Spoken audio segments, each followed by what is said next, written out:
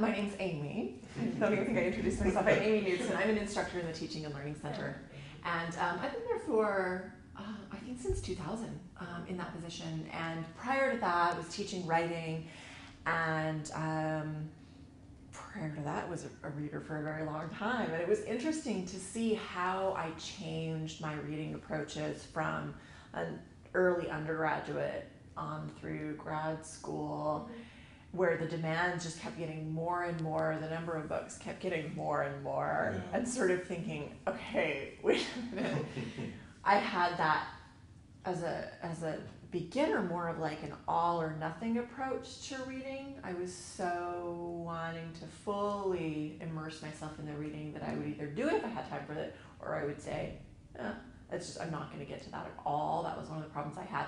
And then I would go into it in so much detail that I would get bogged down and lose track of the big picture, those big things that I did want to remember. So it was all interesting to me, and I was into it, but it was just this wash of information, and then it was gone, and I was like, okay. Problems with focusing, and had problems with, especially in the midst of a lot of different courses and demands, the remembering piece too, where it's sort of like, why did I do that? You know? And so I think the goals of reading are really interesting to look at, because we so often think about reading as like the physical process of it. And I can look super busy. I can be super busy all week. But if I think about, okay, why was I doing all that work? I realized I'm not reaching my goals very well at all with that method. So I needed to start taking some shortcuts in some areas just to make it feasible in order to put energy in other areas where that time seemed to have more carryover for the long term. And I think there's always that juggling act where we probably love to read everything and read it twice and take wonderful notes. But the reality is that we really have to be very strategic about where we're spending time. And so one of the frameworks that is true, I think, of a lot of different areas of learning, and certainly for reading, is a before, during, and after framework. And in education, I mean, you may be, really already thinking about pedagogy and learning strategies or things like that. We're couples and family therapists. Is that right? Yeah. Okay. If we think about the before, during, and after, one of the problems with the system that I was talking about is that I was all about the during. Like, I would pick it up, I would do that activity, and I would put it away. And that was really all I felt I had time for anyway. And I think that there is a lot to be gained in priming oneself for learning and in doing some recall strategies.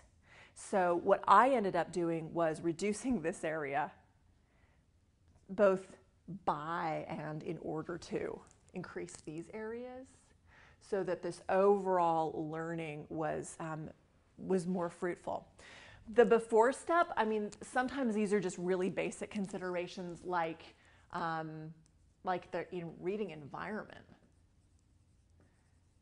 So, I mean, kind of an obvious one, but really worth considering, where am I when I read? And is that strategic? Or is it just, we don't always have perfect control over the situation. Sometimes it's just like, I have these 30 minutes and I happen to be in this building. But I found that I was not accounting for just what a big deal that was for my reading. And that was true for my focus, my comprehension, my speed, and my recall. Like, every area of reading was massively affected by my environment. And I would get in zones where I would think, I don't really want to go back onto campus and get into the library or whatever, because that just seems like I'm going to be wasting time. And then in retrospect, I would think, you know what, I could have spent 20 minutes also getting some exercise, walking back and forth to the library. I would have more than saved that by the amount I would have gotten done better. And I think that that's more true for some people than others. But for many people that I talk to, the environment is really key. And I think one of the things to keep in mind is that there isn't one environment that's that's best, but you can just kind of do an environmental scan and say, what things about this space bug me? What's distracting me right now? Or what is it? Lighting, temperature, chair, ergonomic relationship to the material, all of that says, I'm like a runner at the block. I'm working here and I'm ready. And I would too often either be kind of wanting to spend time with some of my roommates because I wasn't getting enough commitment there, kind of. So I'd be like sort of reading, but sort of while they're in the room watching TV or something. Not so great. Or I might be in bed trying to read. Again, just trying to find a way to get comfortable. And a lot of those things just really blur the lines. And I think that they communicate to oneself either that this isn't serious, or they create too much gray area between that and other activities. You know, being a learner is not very well defined. And so often I think we need to create some structures around. Right now I'm relaxing. Now I'm doing this other thing. And I think actually having a consistent space or consistent spaces where it's like, here, this is where I read and that's what I do here. I think we can kind of psychologically condition ourselves to be ready, to be primed for that kind of learning. So think about the environment and possibly get consistent with that. But then the time of day is also hugely important in terms of the pre-planning. Again, not always in our control, but to the extent that we do have some choices, I think that a lot of the tendencies, especially for really busy people, as we go through our day, we do this, we take care of a bunch of errands. It's after dinner and we sit down and we read. Yeah. And it is, for most people, the absolute worst time to do any reading. For memory, it's particularly problematic because when there's even there are studies that suggest that the more tired or stressed a person is, the less likely it is to activate the part of our brain that actually processes long-term memories.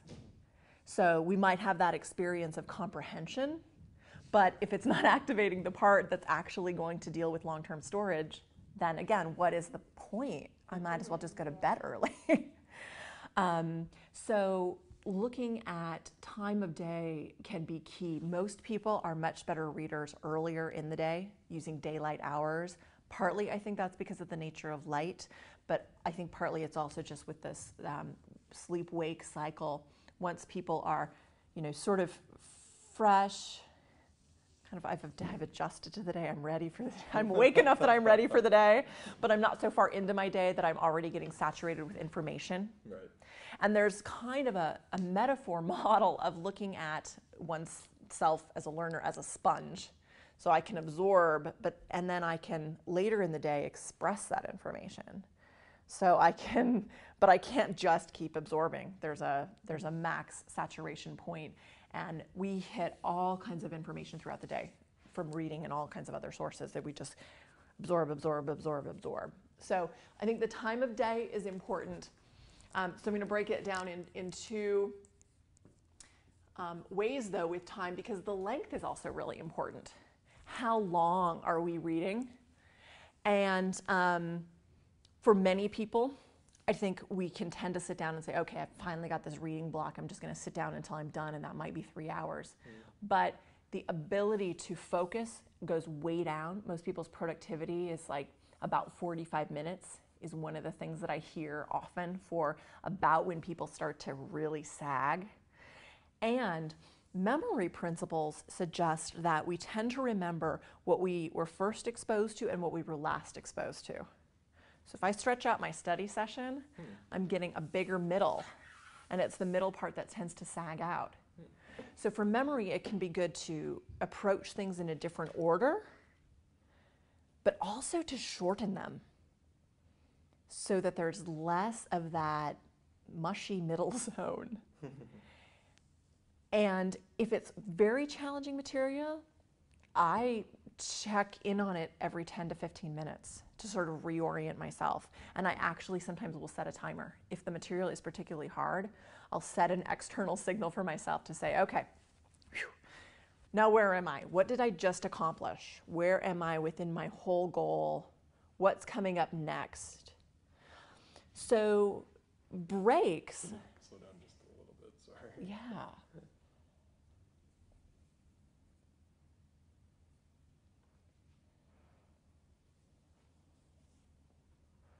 And then, I'm sorry, what did you say to do? You set a timer for about 10, 15 minutes, then you checked in. How do you check in? So some of the time, I will just pause. I might even cover my eyes for a second, rub my eyes, just sort of pause and say, okay, what did I accomplish in these last 10 or 15 minutes? Mm-hmm. And I might even skim back through it or reread those headings. Okay. And assess my understanding. Or maybe I'll ask myself to produce something. And we can talk about note-taking strategies too, but that might be a moment where I want to have some kind of tangible outcome. Okay. And I can look at the whole, let's say it's a long journal article or a long chapter, I'll kind of say, okay, now where am I within this whole project I have ahead of me? And then what's coming up next? So it's kind of this, it's like a little mini version of this in a way. It's like you throw a thread back to say, where was I and how did that go? And based on that, what adjustments do I need to make? Where am I headed now? So it's just this kind of strategic check-in, basically. Or perhaps the break is something more meaningful, like, or more, or longer, like I'm going to switch topics completely. Or I'm going to make myself some tea, or I'm going to come back in half an hour. So the length of the break can really depend, and I think that learning style is part of that too. Some people are very good at sustained focus, not so good at returning to it if they break away, right? So that's something that we sort of are just individually juggling. So timing issues there. And I would say, in addition to the length, really think about clear starting and stopping times. So, I do want to think about my attention span in terms of, okay, is it really hard material? It's about 10 minutes. Is it easier? Okay, maybe I can go up to 45 or something. But to go one step further and to make that actually fairly concrete commitment, because most people work better under pressure. Mm-hmm. And we can, to some extent, create our own sense of pressure by really keeping an eye on the clock.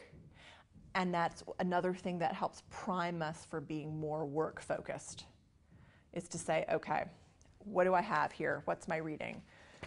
This, I'm going to flip through it. I think it should take me about 30 minutes, or I think it'll take me about 2 hours or whatever if I were to go through this whole thing.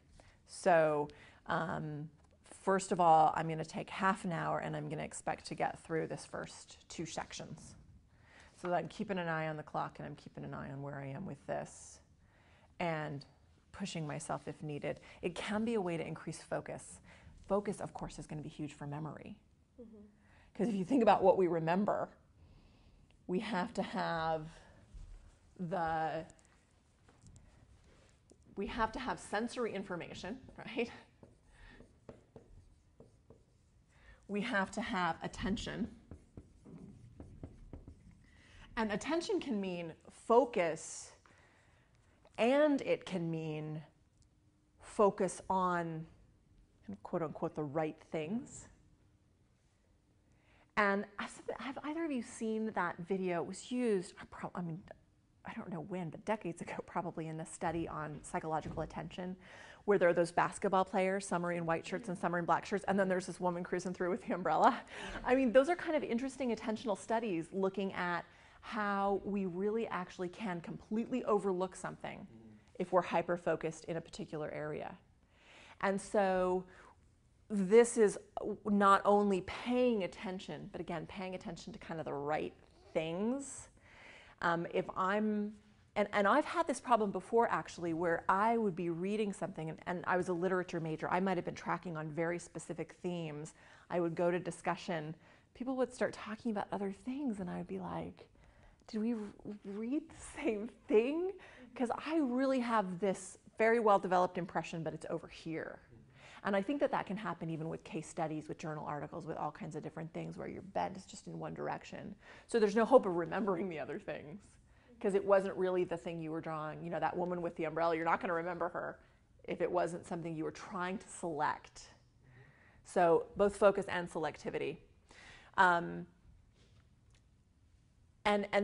you know, these pieces are really essential, and that's part of why the setup here to get the physical context and the focus in place, I think is important for those stages of memory. Because, you know, after the attention we can go, I'm sure you probably know more about memory models than I do, but the idea about, you know, going into some kind of working memory where you're processing that information, but it requires then some, you know, an additional encoding process in order to go to, you know, sort of long-term retrieval. So if we think about sort of all of these steps along the way where something can go wrong for my being able to pull something out of this area, even if I get something into long-term memory, it's possible that it can lie fallow here in such a way that I can't access it easily.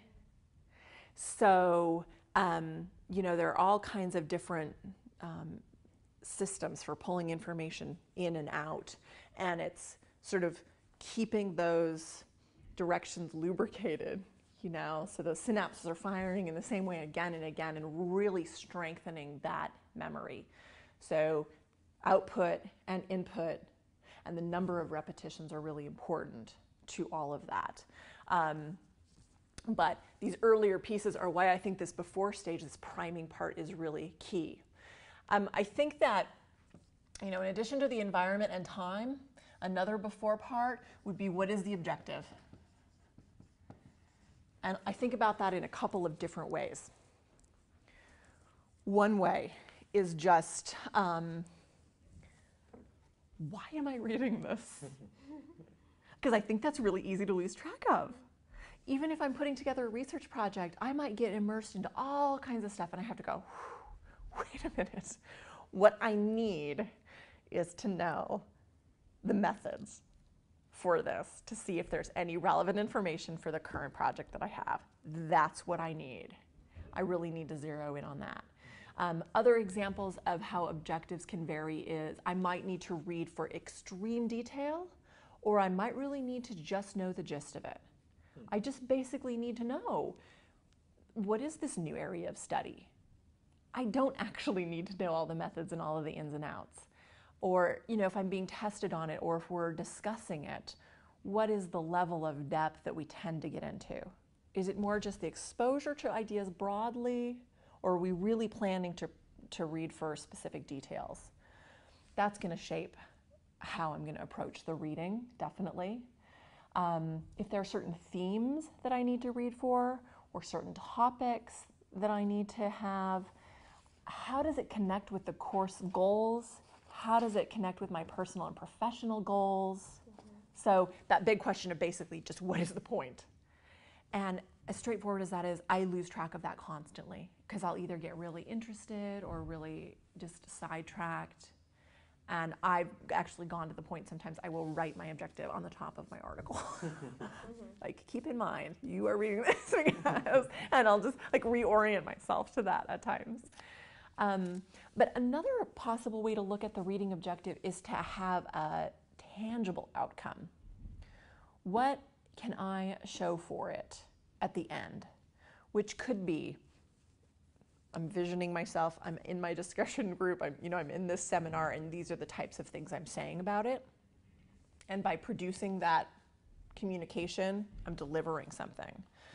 Or it could be, do I need some kind of a sheet of notes? Or do I need a summary? Do I need, would it help to write a little annotated bibliography for it? What could I produce to make it more tangible? The tangible part requires output, which is huge for the memory encoding back and forth. And I think that it makes it an easier goal to focus on. We can assess better whether what we're doing is working or not, because I can say, can I produce this thing or not? And otherwise, I think it's a little harder to assess whether our reading is working, because I can just get lulled into this. My eyes are going over it. Each sentence makes sense, but I'm not really sure if what I'm doing is truly valuable unless it transforms me in some way. And if it transforms me, I should be able to produce something. So again, notes, talking to somebody, whatever, but what's different about me? And so I think that those things are important to get really clear before going in.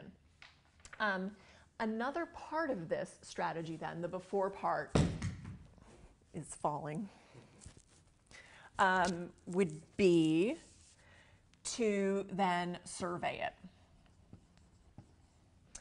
A survey is going to look like, it's going to look different depending on what you're dealing with, basically. It's essentially a way to take the smallest amount of reading time possible to get the most understanding possible. If I'm at a bookstore and I'm trying to decide what book I want to be reading next, or I'm at a library and I'm looking for pleasure reading, I might be looking at the book covers, the inside descriptions. I might flip through, I might read a couple sentences for tone, those kinds of things. If it's a journal article, I'd read the abstract, I'd read the headings, I'd probably skip straight to the conclusion and the discussion part of it. There are certain parts that I know to zone in on. And I would do that, so it's going to look a little bit different depending on what it is. If it's something like, if I were reading something written by Jung, I might even go to a secondary source first and get the gist of it from that, so that when I do read it, I have kind of a framework for understanding. Both comprehension and memory are hugely reliant on having a schema. And so we kind of need to create that sometimes if the information's brand new to us. And so surveying is one way to create that schema. Even just this particular author, what's the style? Where's the information most dense? And that'll help determine the strategy. Because again, you're tying it back to your objective. Okay, if here's where the information lays out, we'll go for it, right? And then another part of a strategy would be then to question the information. And that can be usually based on whatever information you got from the survey. You're then going to say, okay, so what questions do I think will be answered by the time I fully read this? And that could just be turning things into headings. And it might be generic. I just want to make sure that when I finish reading, I can say, who were the participants of the study? Or what were the implications of this new counseling method? What was the impact of this particular therapy on that group? So that you're looking at whatever information it was and assuming that you're going to reach that question. Might be wrong. That information might not be there. But there are some great studies that show that just the expectation increases the attention a lot. And because it creates a repetition very quickly, you're getting that long-term memory effect of a repetition, but it was on this mini scale. So by the time you encounter that information, it's already familiar. It has a hook to latch right onto. So it's less likely to pass straight through because you were kind of looking for it, you're waiting for it. And this happens with our memories all the time, right? I can hear a vocabulary word that was totally new to me, and I'll tend to hear it twice in a row. Once I've heard it, then it's the second time that I really remark on it and think, oh, yeah. And then I'll start to make it gel so we can, create that first exposure so that we're really more fully latching onto it the next time around. So curiosity is the key there that heightens speed and focus and has a good memory result as well. The SQ there, the survey in question, those are parts of a strategy called SQ3R. I have to say, I actually think this is from the 40s. I mean, it's been around a lot, decades and decades and decades. And there are different twists on it. I've seen PQ4R, different versions. But it's basically this idea of if you survey it and then question it, And then the R's stand for read, recite, and review. So those are these later steps. So SQ3R in a way is one way to look at this before, during, and after model. So one thing that's funny about this before step is that when I switch to this, I'm adding a whole bunch of stuff on the front end. Most of this is not time consuming though. It's just strategic planning to make sure that I'm set up for it well, I know exactly what I'm going for, I know how to assess my progress as I go along, and I know, based on all of that, then what are my strategies going to be. And I can be strategic about how quickly I read through it. I loved learning speed reading strategies because I was able to scale in and out better. I was able to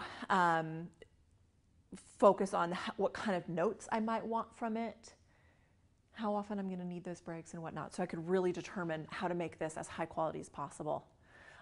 Lots of steps here, but again, not really very much time. In the during part, there are lots of considerations there too. I think that some of it relates back to these aspects of time to really break it up. And I would say look for the pieces in it. I actually, I don't read a new heading. I don't read beyond a new heading before I stop and say, okay, what was that last heading area all about? So for me, that was a huge shift. And again, it seems really small, but I would tend to just keep blazing through. I'm on a deadline, I'm on a deadline, I'm on a deadline, and I keep blazing through. But without those markers, it's much harder to create memories because another aspect of our memories is the organizational structure. And if I'm not creating any organizational markers for myself, it's just this blur of information, and our brains don't manage vast amounts of separate pieces of information really well at all. So we have to kind of keep anchoring it as we go. Okay. And so whether it's a textbook with different headings, honestly, even if the heading is just a paragraph of information, I see that new heading of whatever level, I stop and I go, okay, where am I within the map? Because I've surveyed, I already know the outline of the whole thing. And so I'm going to just check in, okay, where am I within that whole outline? What was that information? One strategy that seems to be very helpful is annotating. And that's writing margins in the notes, writing notes in the margins rather. And that can fold into this strategy. If the information is really dense, I will probably read through the whole paragraph at first, and then I look back at it, evaluate what's important about that, and I might write the note right there so that I basically have this annotation by every single paragraph. If I have to evaluate the information as well, sometimes I'll use one margin, like I'll use the right side margin for summary notes, and I'll use the left side margin for evaluation. Does that make sense?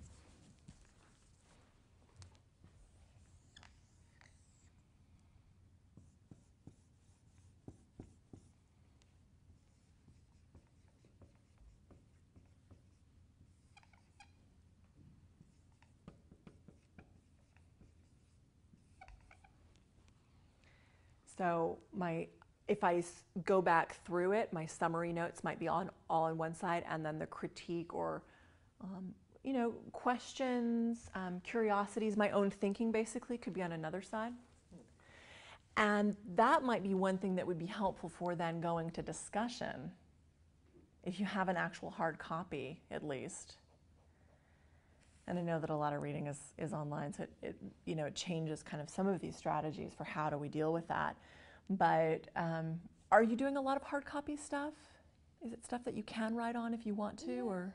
At least for me, I don't know about for him, but yeah, a lot of it is textbook, and it's something we could print out if it is like an online article or something.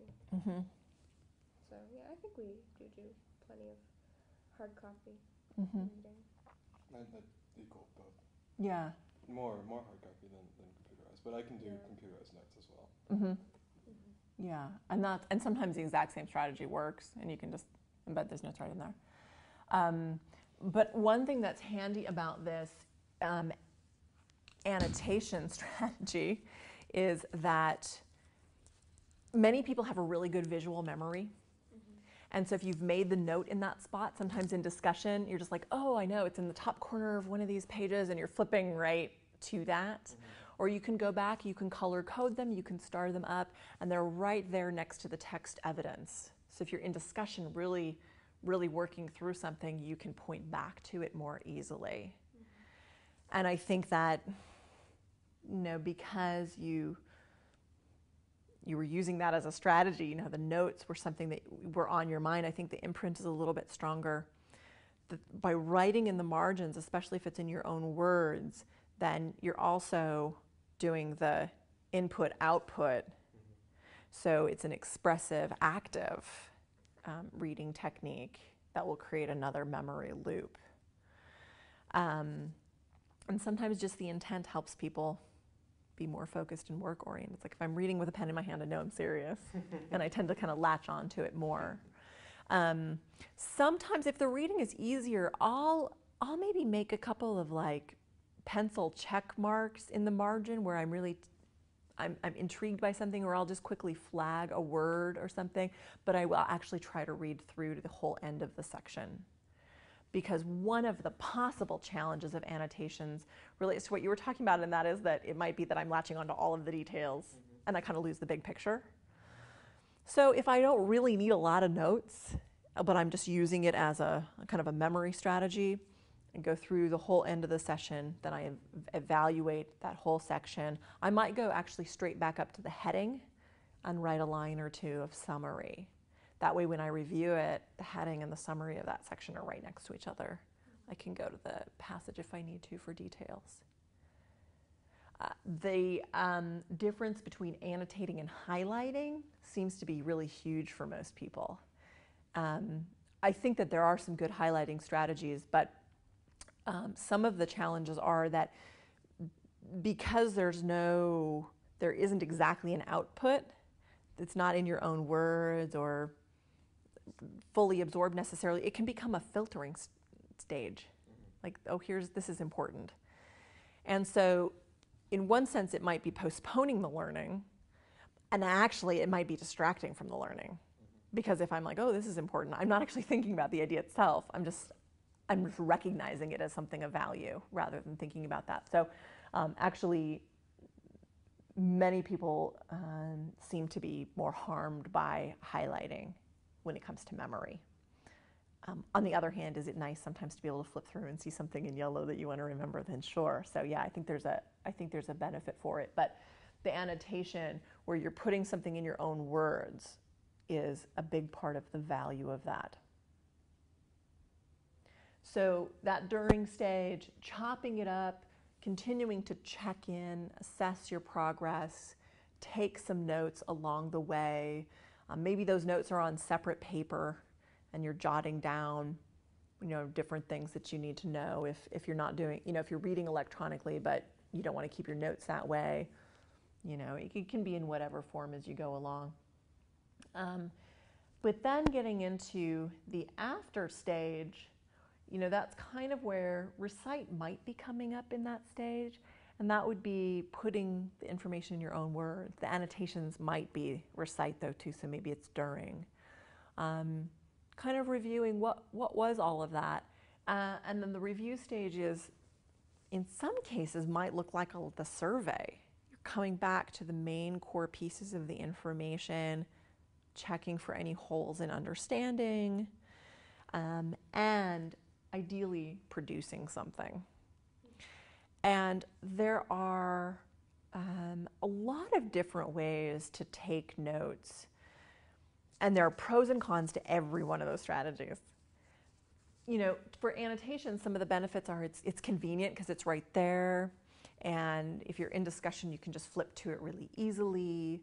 But some of the drawbacks are that they don't necessarily give you any sense of structure, because it could just be, details all over the place, just still this stream of information. So I pair annotation, which helps me along the way, especially if it's challenging material. I want to use that for focusing and really comprehending along the way, maybe for referring to later, but I'll still then want to review those and then come up with something else. And there are a lot of different versions. So one possibility would be to work with, again, with the questions. Questions could be either test-style questions. Even if you're not preparing for a test, still that kind of knowledge. It doesn't have to be just sort of the basic trivial elements of it, but could be broader analysis, things like that, asking a test question. I think that coming up with questions helps process the information in a slightly different way because you're getting behind it, and it tends to make the information more meaningful, hugely important for memory. And if I jot those test questions down on, maybe it's right on the material that I'm reading, or maybe it's on separate notes or something, I can go back to it a day later, a week later, and say, can I answer that? And if I take a few minutes and I do answer it, I'm getting another really meaningful loop. And if I try to answer it and I'm a little off, my material is right there. I can fill in those gaps, get it right. And so if I really need something in long-term memory, that might help. Another angle on it would be more like discussion style questions. So if I know I'm going to go to a seminar, I might want to predict that a little bit. If I were facilitating that class, what would I want students to be interacting on that? Again, I have to think about the material a little bit more deeply. I have to be looking for the connections in order to come up with good questions. So I think as a review process, that helps. It's not just the working memory, right? So it's doing more of this encoding and retrieval stage. So questions can be useful. I think that sometimes visuals, a lot of people do have a fairly visual memory, and visual can be one way to organize information a little more clearly. Something like a concept map would be one way. And a lot of people are exposed to concept maps in the case of like pre-writing. You know, here's my main idea, and that makes me think of these three things. This thing makes me think, you know, this like web of stuff. So it's an organizational tool, basically. And pros and cons, again, it can get messy, which overwhelms some people. But the benefits are that it clusters like information, and it makes hierarchical distinctions more important, more detailed. And so, you know, to sketch one of these out to try to capture the material can be valuable because it, you know, it can be pre-writing or it can be after writing. You know, it can be a way to consolidate things. It can also be done in different ways if it's a fairly linear writing style, some kind of academic reading that's fairly linear in the first place. I find that kind of a files and folders system is handy. Like, okay, these were the 4 main sections of the article, and then these are the key points here. You know, and well, I'm not being very neat here, but theoretically I could do this. I can do it electronically, I can do it on paper. There are some software programs like Inspiration, but others as well, even some that are free online, where you can make these distinctions. You can choose your shape, you can color code it. So I might even want to go further with my memory, and instead of using all rectangles, I might want to use rectangles for some of the key points, but maybe when it's a person, that was the main part of that, I'll use a little circle. Or if it was date information, you know, I can use a triangle or something. We do a thing called genograms that look exactly like that, so it fits with us very well. Is that right? Yeah. Okay. So you can code it up to whatever is meaningful for you, and basically the more layers of coding there are, the more decisions you're making about that material, the more likely you're going to have the really good connections that will last. And one of the benefits of this is that it's quick. because it's after you've read it, you're trying to put this up, you can't go nuts with writing because it's really forcing you to distill it to these sort of tags, basically. And then for review, it's quite valuable because you don't have enough information here to sort of just passively receive it again. Where if I have long notes that are written out from my reading, I might read through those again, but who knows if I'm really latching onto that, because I could be going through that same passive process of reading. But if I have these and I'm trying to reconstruct it, I have to pull in a lot of language in order to talk through how this makes sense. So I'm recalling it from nothing rather than just recognizing it. The recognition is not so great for memory. Recall is really powerful.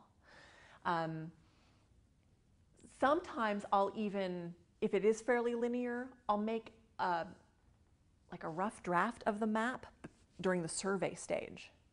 And then when I'm reading, I might be able to even add to it as I go.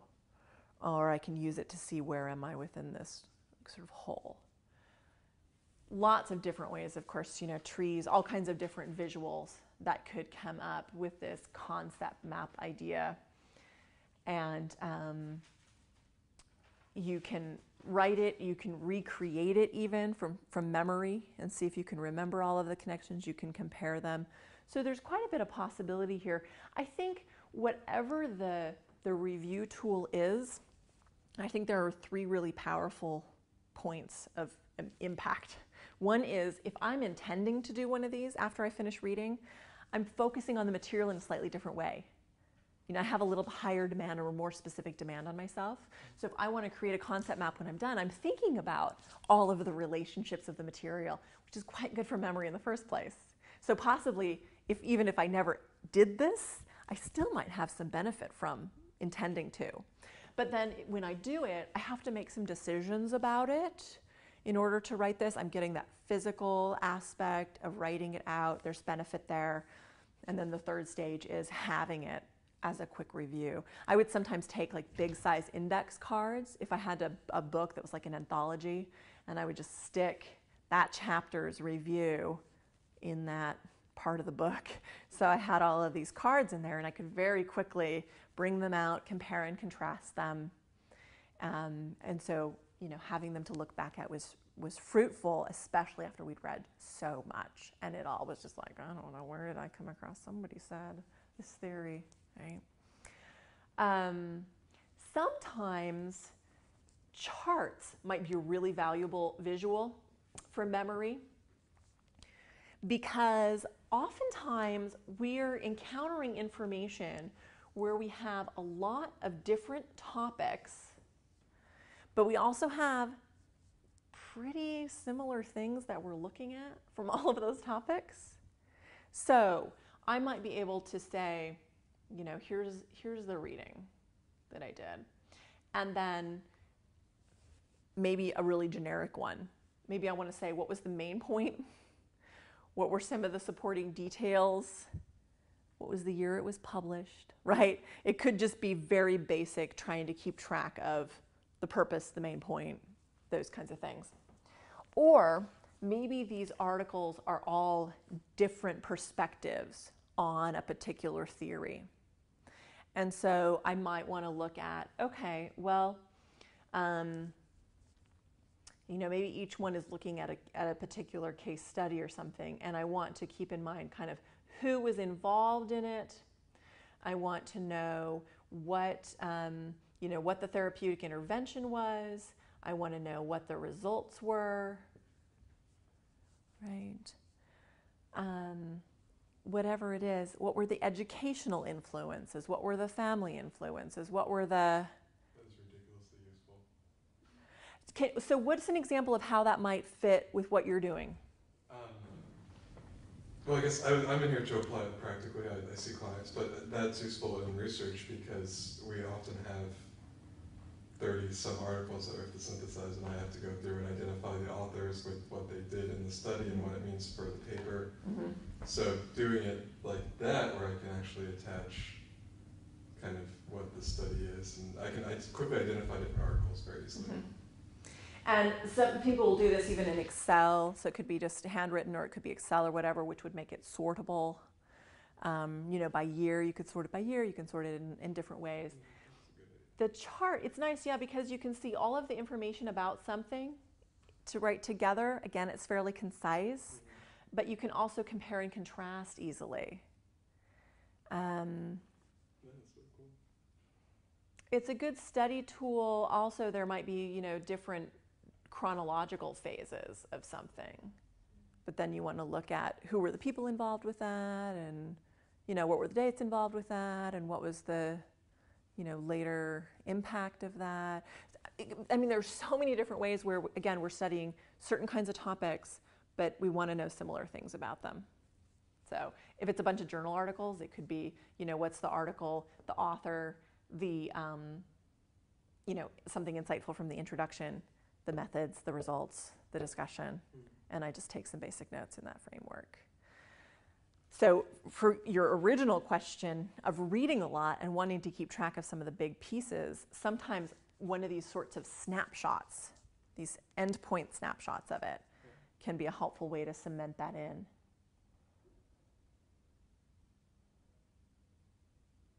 Outlines also are not so visual, but it's another way to get an organized snapshot that has hierarchies, has everything you need in one list. And so for many learners, that's really powerful as well.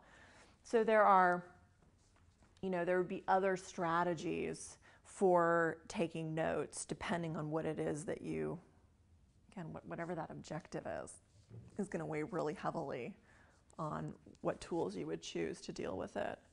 So where are we on time? Because I realize I get gung-ho and carried away. 3:40. Okay, so thank you. Let's hear a little bit more about what kinds of readings that you're doing. That's my basic idea of the before, during, and after process, sort of both abstractly and then a few specific ways to apply that. But if we think back to kind of your original questions about what you're doing, what other questions are on your mind, or how are you seeing that it might connect with what you're trying? Okay. I'm reading a lot of therapy texts that I've been trying to apply practically. So the idea, I can easily get caught on the details because that is a very important detail to bring into a therapy session or into the room. But trying to remember these individual details can be tough. So I think you answered a lot of the questions I had. You pull back a little bit and get the kind of concepts in my own words, and I especially like the questioning where I can go back and say, how is this going to apply to me in the room? And that's. Yeah. And you can just then brainstorm all kinds of different possibilities. Maybe it's like, okay, I do, index cards are handy to carry around. And on one side of the card, I'll put the article and the main points. And on the other side of that card, I'm going to put those details or those application pieces that are really interesting to me. And I'll keep the little recipe file. That would be another kind of note-taking system. Could you describe that one more time? Yeah, so what I'm thinking, this is just off the top of my head, but if I have an index card, I've got a front and a back, and I could put, basic article information, like the bibliographic entry, and the main points. And then the other side might be those details that are of most interest to me. Maybe there's a particular phrase, and I'm like, I want to see how that language works, or a particular strategy that's on this side. So you could flip through your cards then to get reminders of some of the points that you really wanted to use, or if you feel like you're getting a little bit stale, you could reach into your recipe box and go, what were some of the things that I was intending to try, and have I tried these? That's brilliant. But it's also connected with that big picture, and you could track back easily to remember detail, or to pass it along to somebody, or to write about it and cite it properly. We get thrown a lot of interventions and a lot of different techniques, so that's perfect for that. Cool. Thank you. How about for you? Are there lingering questions or things that... Well, I compared to Patrick, right? Patrick? Yes. Okay. what we're doing in first year is more like just overall framework of the different theories and just kind of learning everything in order to be able to apply it next year. So it's just kind of like a ton of information being thrown at us at once about different theories, about ethics, about all sorts of things. And so I think that seeing things in like putting them into a genogram or a concept map or something like that would be really helpful for me, because then I can refer back to it when I have to do quizzes or write papers or, you know, look at it, comps, and that kind of thing. So, so far I don't have any lingering questions, but Okay. yeah, I think this is very helpful. Okay. Well, one thing I can point out is that we work with people at TLC individually. This is practically individually, but I mean, we hold individual meetings with students all the time, I and other instructors there. We have drop-in hours Tuesday, Wednesday, and Thursday from 10 to noon. So whether for yourself or somebody else who might be interested. And we have appointments throughout, just varying appointments. They change from week to week, but basically we're around 9 to 5, Monday through Friday. And you can come in with materials or sort of with, okay, now I'm working on this, and what would be another way to whatever. Because I think sometimes we'll hear something new and assimilate a piece of it and think, okay, well that works in this way. I still have kind of a gap here though. So I'm going to work on that becoming a habit, the piece that worked, but now I want to zero in on this other aspect that didn't work as well. So we can always extend conversations or look at other aspects of the learning process. Do you find that this increases the time that it takes to read specific? I mean, obviously it does, and the benefits probably vastly outweigh the negatives of reading slower. It's a really good question, though, because we're always dealing with that trade-off. What am I investing and what am I getting back? And am I satisfied with that balance? I was hugely worried about my time, and I was pretty skeptical, I have to say. To look at a model like SQ3R, just as one part of it, if I have an hour of reading, I think this is probably different for everybody, but if I have an hour of reading and I take the first hour, like the first 5 minutes to survey it, and then I take the last 5 minutes to sketch out some notes, for myself, and I actually have kind of tested this out over and over, I can read more in 50 minutes than I can read in 60. But it depends on the kind of material probably and the scale. But for me, this survey helps me get so much more squared away that I am far more efficient here. This slice is more of a long-term piece.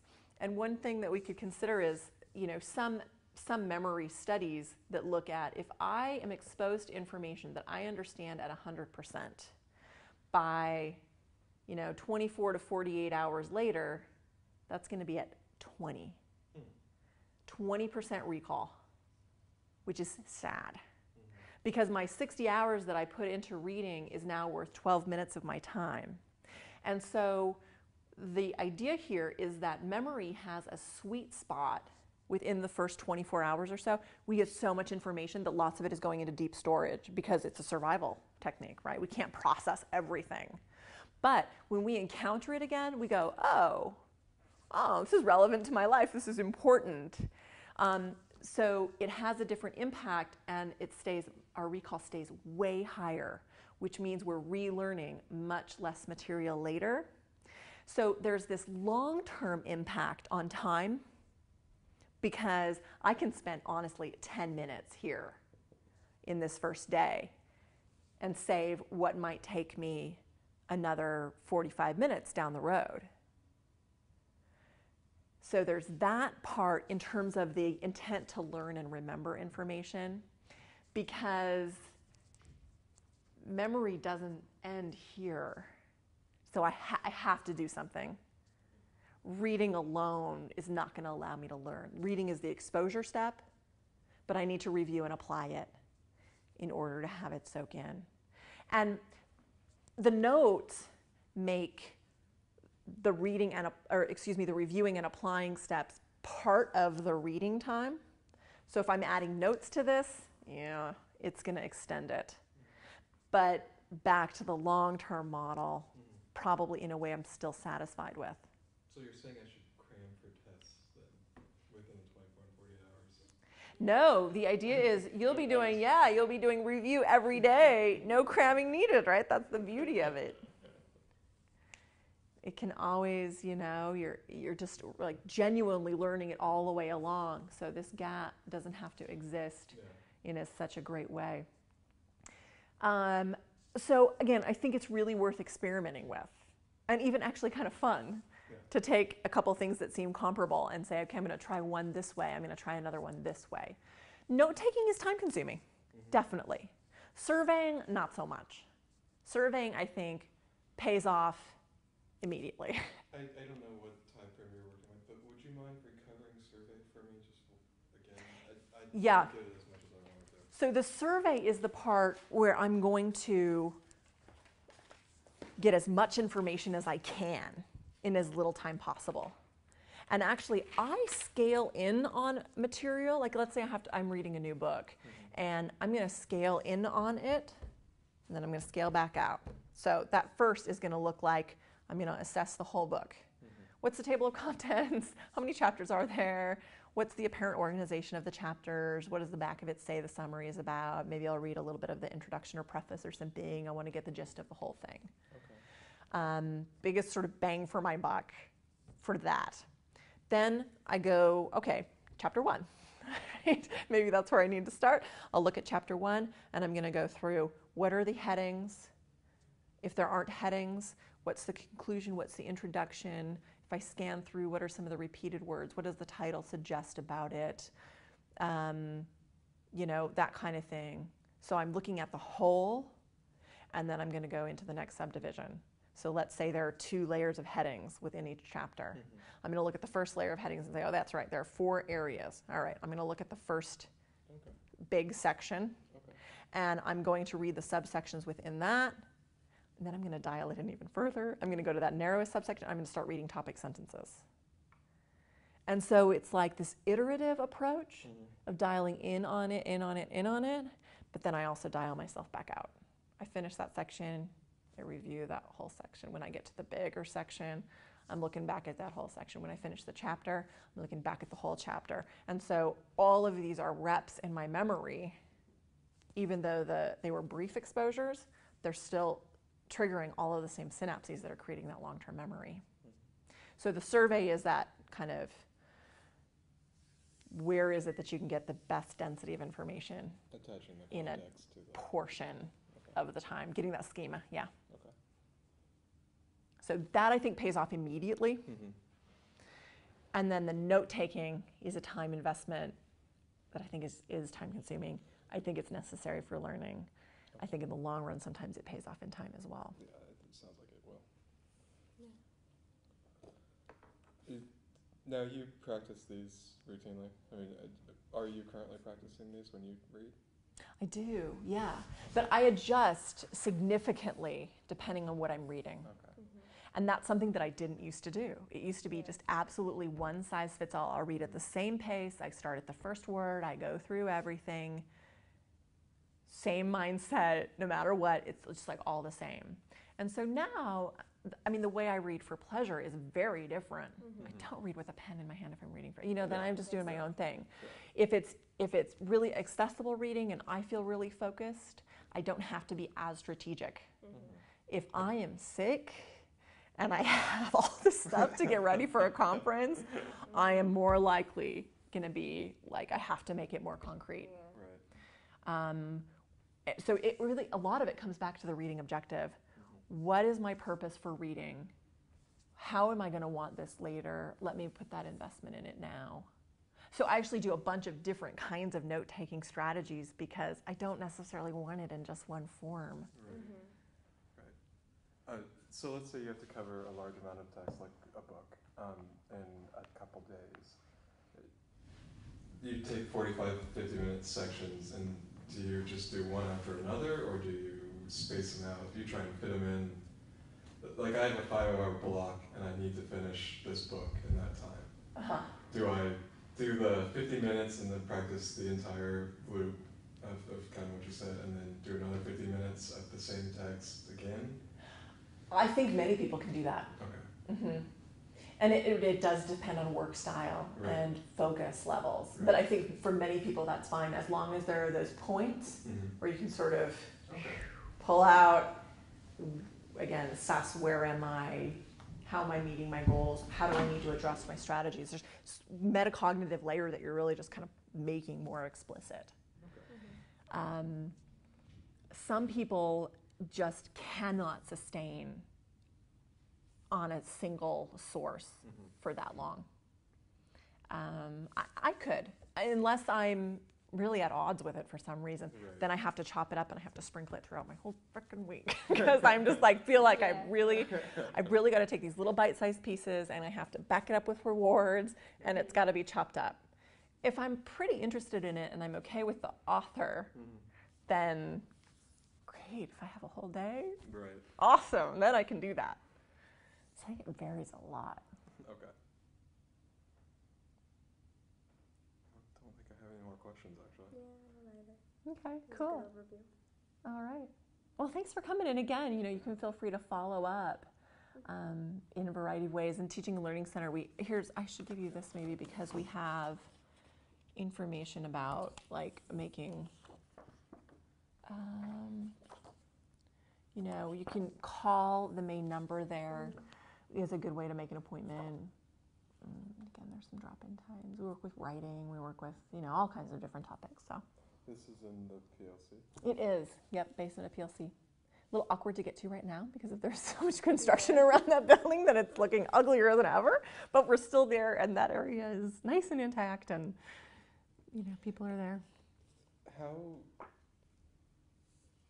actually I didn't answer that question. I was going to ask how proficient are you at reading research papers and kind of judging along those lines and what kind of services you can provide for that.